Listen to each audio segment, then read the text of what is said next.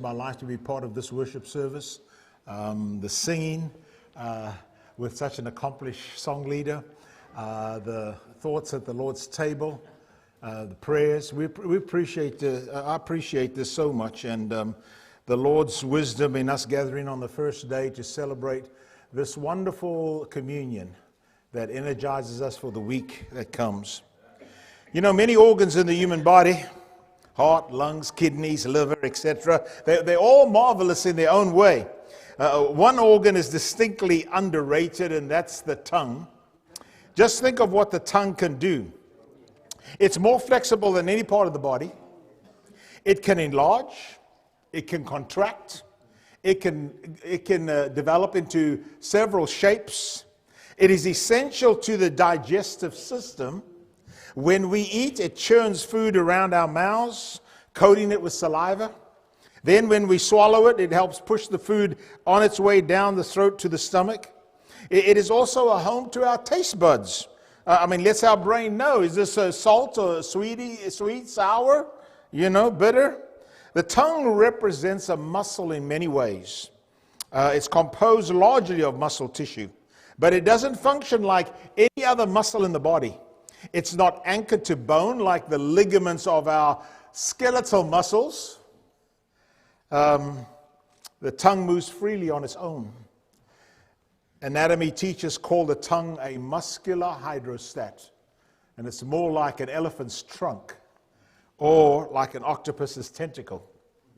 Apart from its essential role in the digestive system, the tongue has another completely different purpose. It is our principal organ of speech. There is no fewer than 44 distinct sounds in the English language, and the tongue has a role in producing nearly every one of them. People down through the time have known how important the tongue is. Psalms 55, 1 and 2. Why do you boast of evil, you mighty hero?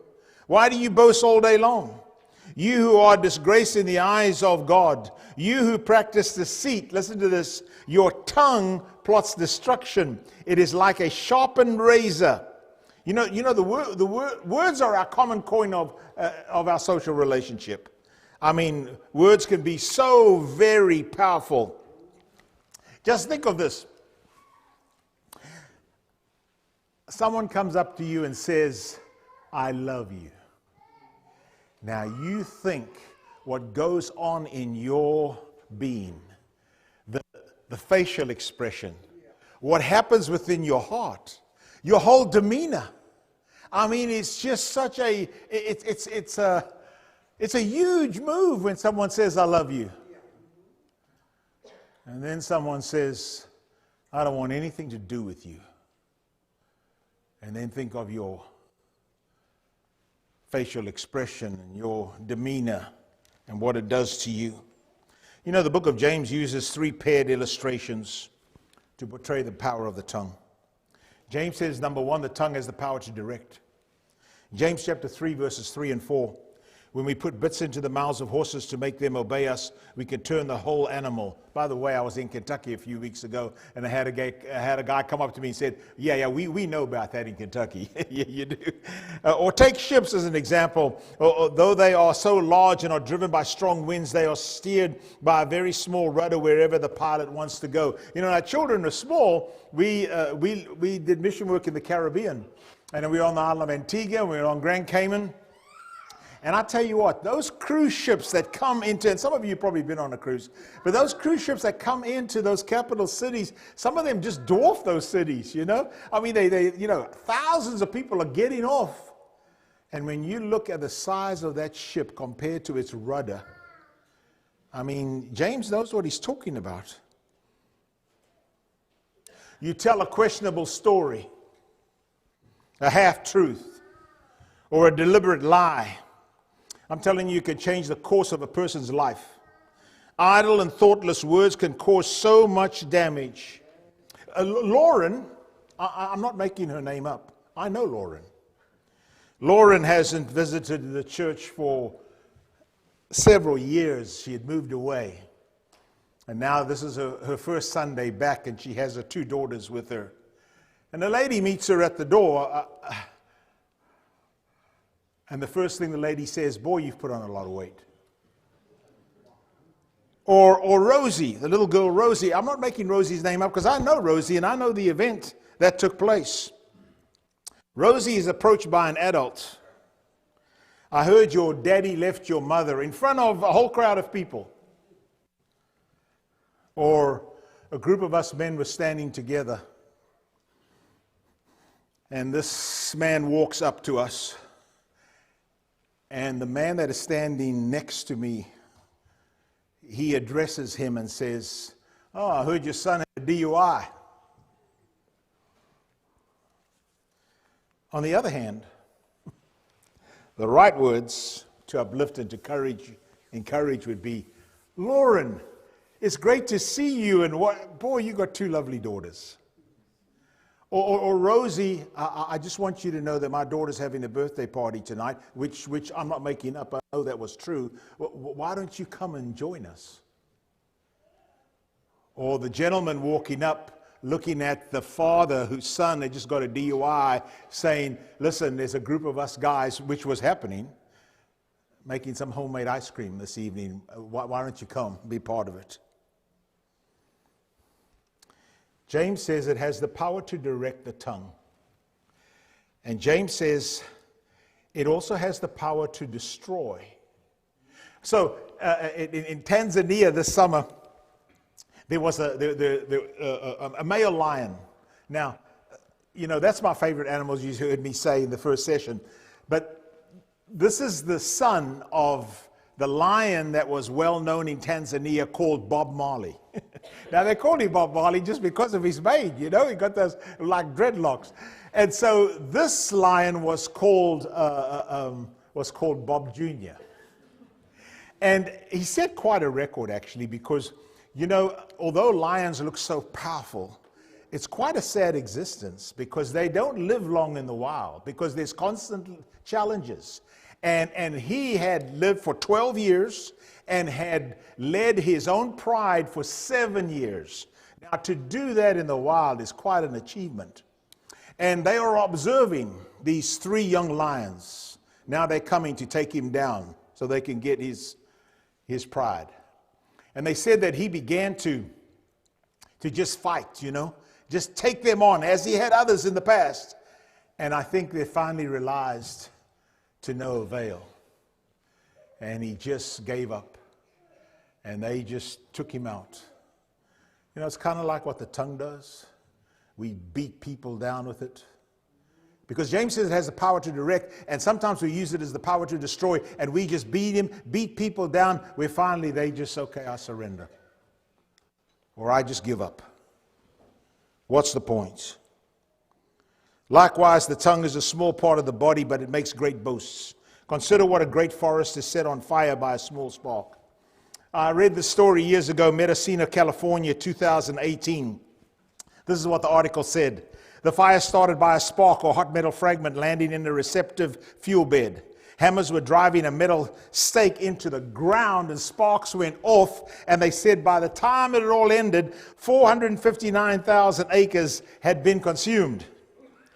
And James says in James 3:6-8, and the tongue is a fire, the very world of iniquity. The tongue is set among our members as that which defiles the entire body and sets on fire the course of our life and is set on fire by hell. For every species of beasts and birds of reptiles and creatures of the sea is tamed and has been tamed by the human race, but no one can tame the tongue. It is a restless evil and full of deadly poison. You know, my sister lived in Atlanta for many years. She just recently moved close to Huntsville, where we are.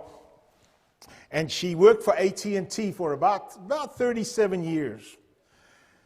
And much of her time, she'd have to drive downtown Atlanta. So you can just imagine if any of you have driven through Atlanta. I mean, you know how that traffic is. I just drove through Atlanta coming from Florida a couple of months ago. And it was 3 o'clock in the morning. I won't go into the details. The traffic was still bumper to bumper coming through there. And so she would come out, you know, getting off work, 5 o'clock. And, you know, you've got about 6, 7 lanes coming out, you know. And she said, I'm in my lane, and there's a guy next to me, And then there's a truck in front of him. And she said, you know how the traffic stops and then starts and stops and starts? Well, this guy next to her is getting impatient. I mean, she's called me after this has happened, and she says, Dorian, I'm still shaking. She said, this guy starts getting impatient because the guy in the pickup truck is not moving quick enough for his liking. And so this guy starts using his hands to make certain, hand signals. And then he rolls down his window and he starts just letting him have it. The 4-letter words are just coming out. And he's yelling. And she said, I can hear it. And the guy in the other lane can hear it. And it's just, And she said that guy finally just put his pickup truck in park, got out of the truck, and pointed a gun right at that guy. Thankfully, he never pulled the trigger. But just think about that. That guy could have lost his life because he didn't control his tongue. Can I just say something here? And by the way, the Bible makes it clear right here. Do not use foul or abusive language. Let everything you say be good and helpful, so that your words will be an encouragement to those who hear them. Ephesians 4:29. Dorian, why this lesson? Because I'm telling you, social media and our discourse today has changed so much. I mean, it is so coarse and so cutting edge. And 4-letter words are just thrown out. So why are you saying this, Dorian? Because I'm telling you that is a wonderful way we as Christians can show the world how different we are. So you're in the cash register line, and it's a new cash register. And a new person behind it, and they're trying to figure it out. And you're in a hurry, because aren't we Americans in a hurry all the time? You are not going to give her a piece of your mind. You know why? Because you're a child of God. And you're going to let her know, this is my way I can show you that I'm a child of Jesus Christ.